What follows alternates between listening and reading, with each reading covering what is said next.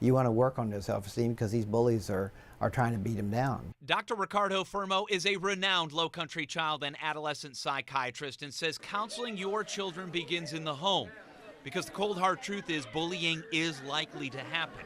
According to the American Academy of Child and Adolescent Psychiatry, half of children are bullied at some point during their school years. I usually see the aftermath. And the aftermath is I see a lot of kids with depression. More so than in the last 10, 12, 15 years? Yes, much more. And now more than ever, parents are the first line of defense and treatment. You have to have a dialogue with your children all the time. Fermo says that dialogue needs to include a daily conversation of the details of their day, who they spent the most time talking to, what they talked about, keying in on the mentions of gossip or teasing. Parents, you should also silently counsel your child by modeling healthy behavior and reactions to bullying in your life. Build their network of friends and make sure they're not alone in a place where a bully is going to be.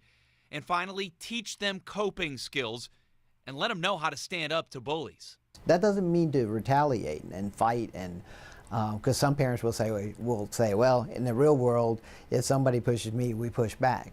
And that doesn't really solve the problem. If anything, it most of the time just exacerbates it. But if your child becomes increasingly withdrawn, their grades are suffering, or they're routinely looking for ways to stay home from school, and they're not talking about that with you, then it's time to look into counseling. Oftentimes teenagers, they're going through that phase where they're trying to be more, autonomous, independent. They might not be as open to talking to parents, and they're probably the ones that really end up in psychotherapy. The biggest point Dr. Fermo drove home to me during that hour we spent together was talking to your kids and building that self-esteem, because that's probably the most important tool in his mind that you can give your child to help them navigate a bully-rich environment.